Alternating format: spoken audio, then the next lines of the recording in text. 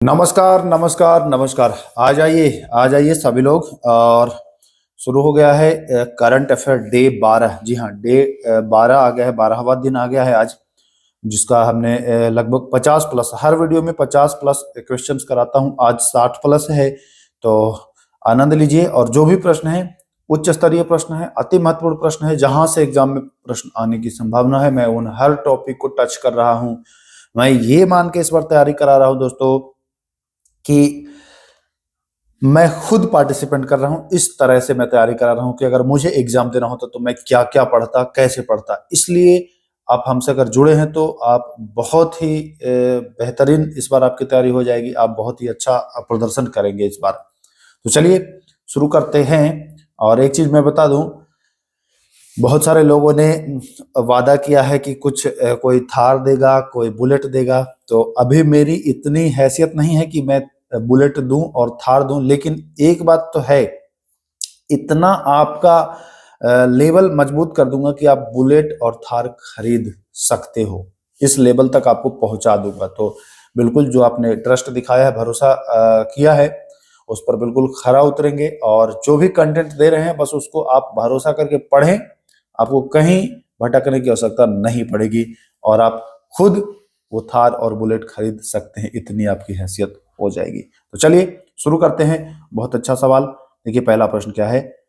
अच्छा देखिएगा, कुछ सवाल इस वीडियो के होंगे जो रिपीट होंगे, तो मैं जानबूझ करके उसको रिपीट करता हूं, ताकि देखिए आप एक बार पढ़ के छोड़ देते हैं, बहुत सारे लोग हैं ना जो छोड़ देते हैं। तो अगर मैं कुछ इंपॉर्टेंट सवालों को रिपीट कर देता हूं तो वो आपका जो है रिवीजन हो जाता है, तो इसलिए उसको रिपीट करना आवश्यक है।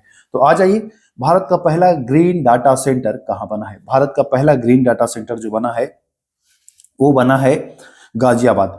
गाजियाबाद में, गाजियाबाद उत्तर प्रदेश में है ना, तो ध्यान रखिएगा गाजियाबाद। आइए, भारत का पहला ऑक्सीजन पक्षी पार्क, भारत का पहला ऑक्सीजन पक्षी पार्क। अच्छा याद कैसे करना है? ऑक्सीजन पक्षी पार्क, ऑक्सीजन कैसे लेते हैं? नाक से। नाक, तो बस नागपुर याद रखिएगा ऐसे करके कि ऑक्सीजन, अच्छा ऑक्सीजन नाक से लेना है, नागपुर हो जाएगा। चलिए, विश्व की पहली वैदिक घड़ी कहाँ लगाई गई है? विश्व की पहली वैदिक घड़ी कहाँ लगाई गई है? तो ये लगाई गई है उज्जैन में। कहाँ? उज्जैन में। तो ध्यान रखिएगा, यहाँ पर विकल्प बी सही हो जाएगा। पहली वैदिक घड़ी उज्जैन। अच्छा, घड़ी देखा है आपने? तो घड़ी में चैन होता है ना, घड़ी का चैन होता है, चैन से आप जैन याद कर लीजिएगा, तो रिलेट करके आप याद कर सकते हो बहुत अच्छे से।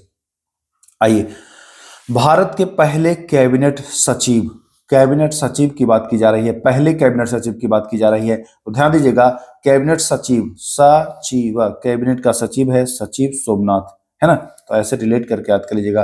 कैबिनेट सचिव जो है वह टी वी सोमनाथन है, टी वी सोमनाथन। आइए, भारत के 15वें नियंत्रक एवं महालेखा परीक्षक सीएजी, जी हाँ, भारत के 15वें सीएजी का नाम है संजय मूर्ति। क्या है? संजय मूर्ति, भारत के 15वें नियंत्रक एवं महालेखा परीक्षक संजय मूर्ति, ध्यान रखिएगा। चलिए, वर्तमान में गृह सचिव, गृह, ग से गृह आता है और ग से गोविंद आता है, तो याद रखिएगा भारत के गृह सचिव जो है वर्तमान, वह है गोविंद मोहन। ग से गृह और ग से गोविंद मोहन, तो ये भी आपको याद हो जाएगा। आइए, भारत के वर्तमान रक्षा सचिव कौन है? रक्षा सचिव, तो देखिए र से रक्षा और र से राजेश, तो ये भी आपको इजीली याद हो जाएगा। सब कुछ याद हो जाएगा, बस आप धैर्य बना करके सुनते रहिए, आपको याद खुद खुद हो जाएगा। आइए हम आते हैं 8वां सवाल। 8वां प्रश्न देखिए क्या कह रहा है। भारतीय दूरसंचार विनियामक प्राधिकरण, जी हाँ, भारतीय दूरसंचार विनियामक प्राधिकरण यानी ट्राई, है ना, TRAI, TRAI। तो ट्राई के जो अध्यक्ष हैं वो हैं A.K. लाहौटी। जी हाँ, A.K. लाहौटी यानी अनिल कुमार लाहौटी ट्राई के जो हैं वो अध्यक्ष हैं, तो ध्यान रखिएगा, ट्राई अनिल कुमार। आइए, राष्ट्रीय डेयरी विकास बोर्ड के अध्यक्ष कौन है? राष्ट्रीय डेयरी विकास बोर्ड के अध्यक्ष जो हैं वह हैं मिनेश शाह। जी हाँ, राष्ट्रीय डेयरी विकास बोर्ड के अध्यक्ष जो हैं वह मिनेश शाह हैं। कौन नाम क्या है? मिनेश शाह, तो ध्यान रखिएगा। अब आते हैं राष्ट्रीय मानवाधिकार आयोग, तो राष्ट्रीय मानवाधिकार आयोग के हैं वी राम सुब्रमण्यम। जी हाँ, वी राम सुब्रमण्यम, ये राष्ट्रीय मानवाधिकार आयोग के जो हैं वो अध्यक्ष हैं राम सुब्रमण्यम। आपको याद रखना है, राष्ट्रीय मानवाधिकार राम सुब्रमण्यम। क्लियर है? चलिए, परमाणु ऊर्जा नियामक बोर्ड, जी हाँ, परमाणु ऊर्जा नियामक बोर्ड के अध्यक्ष कौन है? इंपॉर्टेंट सवाल है ये। देखिए, आपको 4-5 सवाल याद करना है। भाभा परमाणु का याद कर लेना है, फिर इसरो का याद कर लेना है ना? तो इन सब का याद करके जाइएगा। परमाणु ऊर्जा नियामक बोर्ड के जो है वो DK शुक्ला है, दिनेश कुमार शुक्ला, ध्यान रखिएगा। आइए, कांगो की पहली महिला प्रधानमंत्री कौन बनी है? कांगो। अच्छा, कांगो में आपको नहीं लग रहा होगा कि कांगो ऐसे है ना, कानगो, तो कान से आप क्या करते हैं? सुनते हैं। तो याद रखिएगा सुमिनावा, कान से आप सुनते हैं तो सुमिनावा याद रखिएगा। कांगो की पहली महिला प्रधानमंत्री है जुडिस सुमिनावा तालुका। नाम याद रखिएगा, नाम तो याद नहीं होगा, टेढ़ा मेढ़ा नाम है, लेकिन याद रखिए कान से सुनते हैं बस, सुमिनावा, तो ऐसे याद कर लीजिएगा। आइए, पेरू की पहली महिला राष्ट्रपति कौन बनी है? पेरू की पहली महिला राष्ट्रपति जो बनी है उनका नाम है दीना बोलवाटे। जी हाँ, दीना बोलवाटे, पेरू की पहली महिला राष्ट्रपति दीना बोलवाटे, ध्यान रखिएगा, दीना बोलवाटे। आइए, भारतीय टेबल टेनिस संघ की पहली महिला अध्यक्ष, इंपॉर्टेंट है ये प्रश्न, नोट करिएगा। भारतीय टेबल टेनिस संघ की पहली महिला अध्यक्ष जो है वह है मेघना अहलावत। जी हाँ, मेघना इलाहाबाद, ये पता नहीं कौन सा नाम है, मोना अग्रवाल भी नहीं, नीलम वर्मा नहीं, मेघना अहलावत, तो ध्यान रखिएगा विकल्प यहां पर ए सही हो जाएगा। टेबल टेनिस मेघना अहलावत। क्लियर? क्लियर है। चलिए, आइए सवाल संख्या 15। अब आते हैं भारतीय नौसेना की पहली महिला हेलीकॉप्टर पायलट। एक तो देखिए ये डिफेंस से है तो ये इंपॉर्टेंट पहला नंबर, दूसरी ये पहली महिला है तो ये 2 इंपॉर्टेंट है। इसमें 2 इंपॉर्टेंट, एक से अधिक इंपॉर्टेंट हो तो उसको आप उठा लीजिए। तो जो भारतीय नौसेना की पहली महिला हेलीकॉप्टर जो पायलट है उनका नाम है अनामिका राजीव। जी हाँ, अनामिका राजीव, तो ध्यान रखना है ऑप्शन डी सही हो जाएगा, अनामिका राजीव। आइए, आसियान के महासचिव कौन है? तो देखिए, आसियान के महासचिव कुछ जगह पर लीम जॉक हे देता है नाम, कुछ जगह पर नाम देता है लीम जॉक होई, लीम जॉक होई, लेकिन अगर इंटरनेट पर आप देखोगे तो उनका नाम दे रहा है काउ किम हॉन। तो आप ध्यान रखिए, काउ किम हॉन, आसियान काउ किम हॉन, आसियान, ध्यान रखिएगा, आसियान के वर्तमान महासचिव काउ किम हॉन। चलिए, INS कलवरी क्या है? तो यह भारत में निर्मित स्कॉर्पियन श्रेणी की पनडुब्बी है। देखिए, पनडुब्बी, ध्यान रखिएगा, INS पनडुब्बी, ये स्कॉर्पियन श्रेणी की पनडुब्बी है। अच्छा, जरा सा याद कैसे करना है, ध्यान रखिएगा। कलवरी में आप देख रहे होंगे कि वरी है ना, वरी है, वरी को आप बरी याद करिए, बरी आप लोगों ने घर में बनता होगा जब त्योहार व्योहार होता है, या कभी ऐसे भी बनाते हैं। बरी को देखते हैं कि आप उसको क्या करते हैं कि बनाते हैं जिसमें उसमें डुबा दिया जाता है, तो ऐसे याद रखिएगा कि पनडुब्बी कलवरी, याद करिएगा। ये भारत में बना है, ये हम इसलिए इस पर फोकस कर रहे हैं ना कि आपको एग्जाम में फंसा देगा, ये पोत देगा, आपको पोत देगा, पोत के आपको पोत देगा, डुबा देगा आपको, इसलिए ध्यान रखिएगा, डुब्बी, आपको डूब जाना है, कलवरी, ध्यान रखना है, INS कलवरी पनडुब्बी है। चलिए, न्यू डेवलपमेंट बैंक के अध्यक्ष कौन है? डेवलपमेंट तो डिल्मा रूसेफ, याद रखिएगा, new development bank, NDB, new development bank के जो अध्यक्ष हैं वो हैं, उनका नाम डिल्मा रूसेफ। तो चलिए हम आगे चलते हैं।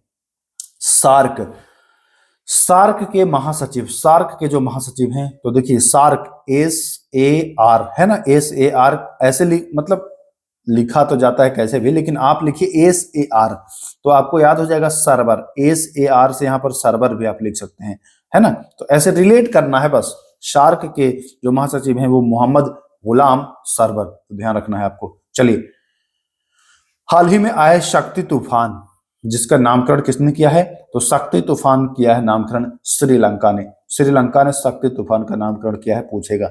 नासा और इसरो का संयुक्त मिशन जिसका नाम है निसार, ये पूछा था कि निसार किसका संयुक्त मिश्रण है? तो निसार में देखिए NISAR है ना, तो ये है नासा और इसरो का संयुक्त मिशन है ये। तो इसका जो लॉन्चिंग हुआ है वो हुआ है geosynchronous satellite launch vehicle F-16 यानी F-16 से हुआ है, तो ध्यान रखिएगा। आइए हम आते हैं सवाल संख्या 22। 22वां प्रश्न आपके मोबाइल के स्क्रीन पर ये रहा। चलिए, सर्वाधिक वन प्रतिशत वाला केंद्र शासित प्रदेश कौन सा केंद्र शासित प्रदेश है जिसमें सबसे ज्यादा वन का प्रतिशत है? ध्यान रखिएगा, लगभग 91+ % है ये जो क्या है, लक्षद्वीप है। लक्षद्वीप सबसे ज्यादा 1% वाला जो है वह केंद्र शासित प्रदेश है। अंडमान से भी ज्यादा, दमन दीव से भी ज्यादा। यहाँ पर बच्चे मारेंगे अंडमान, लेकिन ध्यान रखिएगा अंडमान नहीं है, लक्षद्वीप है। लक्षद्वीप, ध्यान रखिएगा, लक्ष्य को नहीं भूलना है। सबसे ज्यादा वन लक्षद्वीप। आइए, दिल्ली स्थित सराय काले खां चौक, एक चौक है दिल्ली में जिसका नाम है सराय काले खान। जी हाँ, सराय काले खान। इस चौक का नाम बदल करके अब क्या रखा गया है? विकल्प देखिए, बिरसा मुंडा चौक, भगत सिंह चौक, दशरथ मांझी चौक या सुगना मुंडा चौक।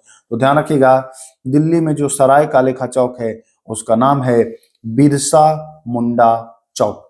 ए ऑप्शन सही हो जाएगा, ये ऑप्शन सही हो जाएगा। आइए चलिए, बहुत अच्छा सवाल है ये भी। पंचमढ़ी वन्यजीव अभयारण्य का नया नाम क्या रखा गया है? पंचमढ़ी वन्यजीव अभयारण्य जो था अब वो राजा भभूत सिंह अभयारण्य के नाम से जाना जाएगा। राजा भभूत सिंह अभयारण्य, तो ध्यान रखिएगा पंचमढ़ी भभूत सिंह अभयारण्य के नाम से जाना जाएगा, तो ध्यान रखना है आपको। आइए, श्रद्धांजलि योजना किस राज्य सरकार के द्वारा चलाया गया है? श्रद्धांजलि योजना किस राज्य सरकार, तो देखिए कहीं कहीं हिमाचल देता है, जब आप गूगल करेंगे तो असम राज्य का जिक्र आएगा, तो ध्यान रखना है श्रद्धांजलि असम राज्य के द्वारा शुरू किया गया है। आइए, आदिवासी हस्तकला कन्नड़ियप्पा।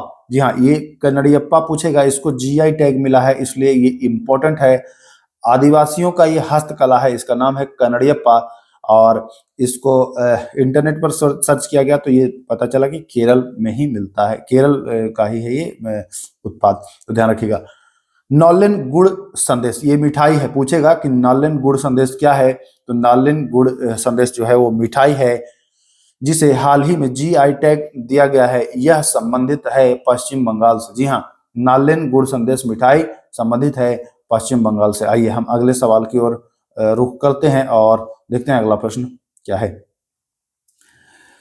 किसे, किसी नहीं, किसे सेबी का पूर्वकालिक सदस्य नियुक्त किया गया है? तो संदीप प्रधान को। किसे नियुक्त किया गया है? संदीप प्रधान को सेबी का पूर्वकालिक सदस्य जो है वह नियुक्त किया गया है, तो ध्यान रखिएगा संदीप प्रधान हो जाएगा।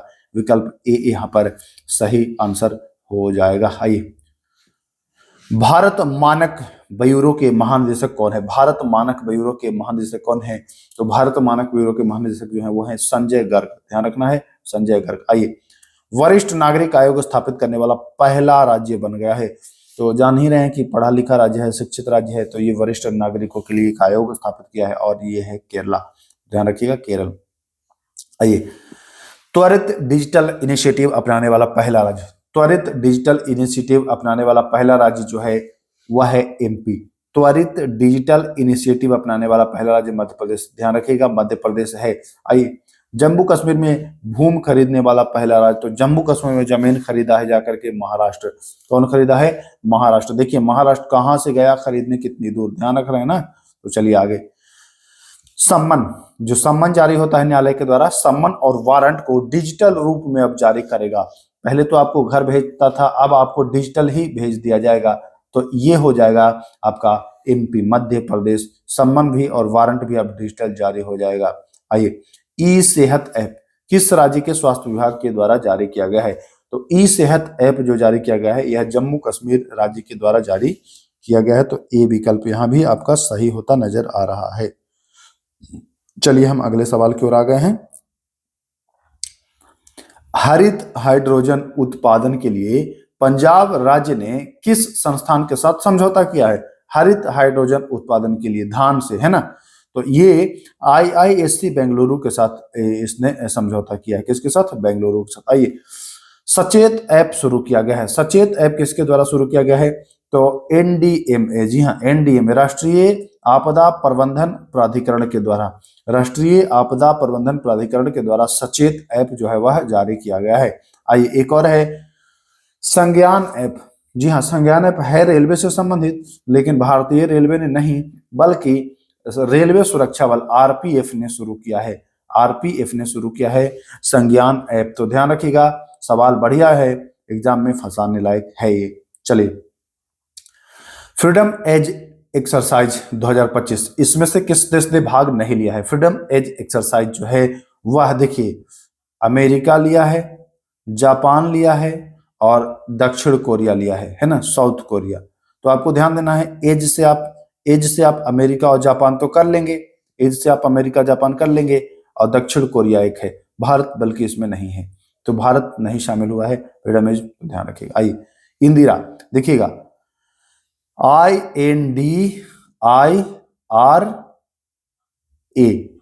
इंदिरा आवास किस देश के बीच हुआ है? तो देखिए, INDI, तो ये तो इंडिया हो जाएगा, और RA से रसिया यानी रूस। तो बहुत इजीली आप याद कर लेंगे, भारत और रूस। इंदिरा आवास जो है वो भारत और रूस के द्वारा किया जाता है। आइए, 14वां मैत्री, जो कि थल सेना का अभ्यास है, किसका है?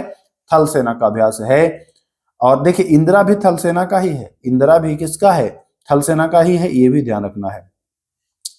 और 14वां मैत्री थल सेना अभ्यास जो है, यह किसके किसके बीच हुआ है? तो यह भारत और थाईलैंड, कहां? भारत और थाईलैंड के बीच हुआ है, ये भी थल सेना का है, ध्यान रखना है, भारत और थाईलैंड।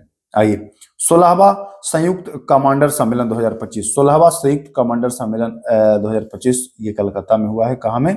कलकत्ता में, तो ध्यान रखिएगा, सी विकल्प सही हो जाएगा। आइए, 17वां ब्रिक्स शिखर सम्मेलन 2025, 17वां ब्रिक्स शिखर सम्मेलन 2025, ये कहां में? तो ये होगा भैया, ये हुआ रियो डी जेनेरियो, ब्राजील में, ठीक ना। 18वां होगा भारत में, 16वां हुआ था रूस में। तो ये तीनों याद रखना है, रूस, ब्राजील और भारत, ये तीनों आपको ध्यान रखना है। आइए, 35 नंबर है, 43 नंबर है, 35वां नाटो शिखर सम्मेलन 2025 का आयोजन कहाँ हुआ? नाटो शिखर सम्मेलन 2025 का आयोजन कहाँ हुआ? तो ये हुआ था नीदरलैंड, हेग में। कहा? नीदरलैंड, हेग में, 35वां नाटो शिखर सम्मेलन 2025, नीदरलैंड, हेग में। आइए, 46वां आसियान शिखर सम्मेलन, तो मलेशिया की राजधानी कुआलालंपुर में। कहा? मलेशिया की राजधानी कुआलालंपुर में। आसियान, आसियान का मुख्यालय कहाँ है? जकार्ता। जी हाँ, इंडोनेशिया की राजधानी जकार्ता। लेकिन 46वां जो शिखर सम्मेलन हुआ है, जो 2025 में हुआ है, आसियान, वह कहाँ हुआ है? तो कुआलालंपुर, मलेशिया की राजधानी में। आइए, ईरान इजराइल युद्ध के दौरान भारतीय नागरिकों को निकालने हेतु भारत सरकार ने कौन सा ऑपरेशन चलाया? तो ये ऑपरेशन चलाया था ऑपरेशन सिंधु। भारत सरकार ने ऑपरेशन सिंधु चलाया था। आइए, दूसरे राष्ट्रीय बहुआयामी गरीबी सूचकांक 2023, जो नीति आयोग के द्वारा जारी किया गया है, दूसरी बार ये जारी किया गया है 23 में, इसमें सबसे गरीब राज्य जो है वो अपना ही बिहार आ गया है, फिर झारखंड आया है। सबसे कम गरीब है वो केरल आया है इसमें, तो ये भी ध्यान रखिएगा। चलिए, आर्थिक स्वतंत्रता सूचकांक 2025 में भारत का स्थान क्या रहा है? आर्थिक स्वतंत्रता सूचकांक जो 2025 है, इसमें भारत का स्थान जो रहा है वह रहा है 128। आर्थिक स्वतंत्रता सूचकांक 2025 में भारत का स्थान 128, ध्यान रखिएगा। आर्थिक स्वतंत्रता सूचकांक 2025 में भारत का स्थान 128, 128। आइए, अगला सवाल, वैश्विक शांति सूचकांक 2025, वैश्विक शांति सूचकांक 2025 में भारत का स्थान क्या रहा है? तो वैश्विक शांति में रहा है 115, यानी कि 115। वैश्विक शांति सूचकांक 2025 में जो भारत का स्थान रहा है वो रहा है 115, ध्यान रखिएगा। चलिए, ग्लोबल जेंडर गैप सूचकांक 2025 में भारत का स्थान। तो जेंडर गैप कैसे होगा? देखिए, एक के बाद क्या होता है? 2, लेकिन यहाँ पर 3 आ गया, और फिर आ गया 3 के पहले होता 2, लेकिन फिर आ गया, यहाँ पर 1 का गैप आपको आ गया। तो ग्लोबल जेंडर गैप याद रखना है कि 131, इजिली आप याद कर लोगे। आइए, मानव विकास रिपोर्ट 2025 में भारत का स्थान। तो मानव विकास रिपोर्ट, देखिए, मानव को अगर लिख रहे हैं मानव, तो लास्ट में 0 लिख रहे हैं ना, मैं 0 वाला याद रखिएगा, 130। मानव विकास रिपोर्ट 2025, 130। आइए, देखिए, युवा निधि योजना किस राज्य सरकार की? ये पहले भी करा था, कुछ लोगों ने कमेंट किया कि कर्नाटक नहीं है, लेकिन फिर से मैं जब चेक किया हूं तो कर्नाटक ही है, कर्नाटक होगा युवा निधि योजना। चलिए, आइए अगला सवाल। रिचर्ड रॉबसन कुसुम गीता काबा है नाम, और उमर एस यागी को किस क्षेत्र में नोबेल मिला है? तो इनको मिला है केमिस्ट्री, रसायन विज्ञान के क्षेत्र में, ध्यान रखिएगा। आइए, ब्रिटेन में मानद नाइटहुड की उपाधि जो है वह किसे प्रदान किया गया है? तो यह सुनील मित्तल को प्रदान किया गया है। ब्रिटेन से मानद नाइटहुड की उपाधि तो सुनील मित्तल को प्रदान किया गया है, ध्यान रखिएगा। आइए अगला सवाल। श्रीमद श्रीमंत श्रीमंत श्रीमंत शंकर देव पुरस्कार 2023 से किसे सम्मानित किया गया है? श्रीमंत शंकर देव पुरस्कार 2023 से जिसे सम्मानित किया गया है उनका नाम है सोनल है, सोनम नहीं है, सोनल मान सिंह, ध्यान रखिएगा। क्या नाम है? सोनल मान सिंह। सोनम नहीं है तो ध्यान रखिएगा, सोनल मान सिंह हो जाएगा। सोनल मान सिंह है ना, तो ध्यान रखिएगा सोनल मान सिंह। चलिए हम अगले सवाल की ओर चलते हैं। अगला प्रश्न देखिए क्या कह रहा है। विंबलडन ओपन 2025 महिला एकल का खिताब किसने जीता है? थोड़ा सा इस पर आपको फोकस करना होगा क्योंकि यहां से प्रश्न आपको आ रहा है। Wimbledon open, French open, Australian open, मैं कल भी कराया था। हर वीडियो में इसको हम कवर कर रहे हैं। क्यों कवर कर रहे हैं? ताकि यहां से प्रश्न फंसे नहीं। तो ध्यान रखिएगा, विंबलडन ओपन जो 2025 जीता है, इनका नाम है, पोलैंड की हैं और इनका नाम है ईगा स्वियातेक। ध्यान रखिएगा, ईगा स्वियातेक। जरा सा ध्यान रखिएगा, इसको मैं और थोड़ा सा बड़ा कर दूं और यहां पर समझाने की कोशिश करूंगा। आइए देखिए, 4 ग्रैंड स्लैम होता है। पहला होता है ऑस्ट्रेलियन ओपन, तो ए से हम लिख देंगे ऑस्ट्रेलियन ओपन। दूसरा होता है फ्रेंच ओपन, तो दूसरा एफ लिख देंगे। फिर होता है विंबलडन ओपन, तो हम डब्ल्यू लिख देंगे। और चौथा होता है यूएस ओपन। तो यही सीक्वेंस में होता है, ए एफ डब्ल्यू यू। ठीक, अब आइए पहले हम आ जाते हैं पुरुष पर, यानी कि मेल पर आ जाते हैं। मेल कौन कौन जीता है, और फिर आ जाएंगे हम लोग फीमेल पर, यानी महिला पर। तो देखिए, याद करना बहुत ही आसान है। आप एबीसीडी पढ़े होंगे तो ध्यान रखिएगा, एबीसीडी में पहले आता है कौन? जे आता है, फिर क्या आता है? के आता है, फिर वही रिपीट कर दीजिए, जे और के। अब ध्यान दीजिएगा कैसे होगा याद। ए से ऑस्ट्रेलियन ओपन जीता है, एम से पुरुष है ना, तो जेनिक सिनर जीता है। फ्रेंच ओपन पुरुष कौन जीता है? कार्लोस अलकराज जीता है। विंबलडन ओपन कौन जीता है? तो जेनिक सिनर जीता है। और यूएस ओपन कौन जीता है? तो कार्लोस अलकराज। यानी कि 2 ही व्यक्तियों ने जीता है। तो ये जेके जेके याद कर लेंगे आप। अब आइए महिला में। महिला के लिए हमने ट्रिक बनाया था, एम के ए आई, एम के आई ये बताया था, एम के आई, ये ध्यान रखिएगा, एम के आई ए है, एम के आई ए है ना, एम के आई ए, एम के आई ए। किसी को आप बुला रहे हैं एम के, उसका नाम है एम के आई ए, ऐसे याद रखिएगा। एम से होगा मेडिसन कीज, ये ऑस्ट्रेलियन ओपन के विजेता हैं, महिला विजेता। ठीक, फ्रेंच ओपन के से होगा कोको गफ, के से होगा कोको गफ। विंबलडन के होगा ईगा स्वियातेक, जो इस प्रश्न में पूछा गया है। और यूएसए ओपन का होगा आरियाना साबालेंका। आरियाना साबालेंका को जरा सा आप जान लीजिए कि आरियाना साबालेंका जो है, ये पहला और दूसरा, मतलब कि ऑस्ट्रेलियन ओपन भी हारी थी और फ्रेंच ओपन भी हारी थी, मतलब 2 बार हार के और लास्ट वाला जीती हैं आरियाना साबालेंका। ये आपको ध्यान रखना है, आरियाना साबालेंका 2 बार हारी हैं और लास्ट वाला जीती हैं। और लास्ट वाला दोनों हारने वाला अमांडा अमिसीमोवा। तो ध्यान रखिएगा, उसमें 2 जीता है, इसमें 2 लोग हारा है। बस यही आपको ध्यान रखना है। थोड़ा सा दिमाग लगाएंगे तो आप इसको कर लेंगे कवर। चलिए हम आते हैं अगले सवाल पर। तो हो गया ये कंप्लीट। आइए, भाला फेंक तो नीरज चोपड़ा के ही उसमें मनाया जाता है और ये 7 अगस्त को इन्होंने कृति हासिल किया था, तो ये ध्यान रखिएगा। चलिए, 51वां G7 शिखर सम्मेलन जो हुआ था 2025 में, ये कनाडा में हुआ। कनाडा में, ध्यान रखिए, कहाँ में? कनाडा में। आइए, द इमरजेंसी डायरी पुस्तक का विमोचन, तो ये इमरजेंसी डायरी पुस्तक का विमोचन जो किया गया है वो अमित शाह के द्वारा किया गया है। आइए, ब्रेकिंग द ग्लास सीलिंग पुस्तक संबंधित है। ब्रेकिंग द ग्लास सीलिंग पुस्तक संबंधित है शक्ति गुरुंग से। जी हाँ, शक्ति गुरुंग से संबंधित है ब्रेकिंग द ग्लास सीलिंग पुस्तक, ध्यान रखना है आपको। 10 पैसे का पोस्ट कार्ड, भाई 10 पैसे का पोस्ट कार्ड होता है क्या? तो हाँ होता है। Captain S N Ahmed, captain S N Ahmed, ध्यान रखिएगा 10 पैसे का post card captain S N Ahmed. आइए एक और सवाल होगा संभवतः। हाँ, पासेक्स एक्सरसाइज, जी हाँ पासेक्स एक्सरसाइज ये नौसेना का है और किन दो देशों के बीच हुआ है? पासेक्स एक्सरसाइज जो हुआ है यह भारत और ग्रीस, ये नौसेना का अभ्यास है पासेक्स एक्सरसाइज, तो ये भी आपको ध्यान रखना है। तो चलिए 60 प्लस प्रश्न थे, हमारा टारगेट रहता है आधा घंटा के भीतर इसको समाप्त कर देना, और हमने कर दिया। तो चलिए बाकी पीडीएफ के लिए पीडीएफ ग्रुप से आप ज्वाइन कर सकते हैं, और नहीं भी करेंगे तो कोई दिक्कत नहीं है, आप बस जो चीजें मैं करा रहा हूँ उसको नोट करते जाइए, कोई दिक्कत नहीं है। थोड़ा सा वक्त समय लगेगा नोट करने में, अगर पीडीएफ मिलता है तो उसको फटाफट आप रिवीजन करते हैं, और नहीं पीडीएफ से रहता है तो आपको थोड़ा सा नोट करते हैं। लेकिन नोट करना भी अच्छी बात है, अगर नोट करेंगे तब भी आपको याद होगा, अच्छे से याद होगा। तो चलिए इतना ही, फिर मिलते हैं नेक्स्ट वीडियो में, तब तक के लिए नमस्कार।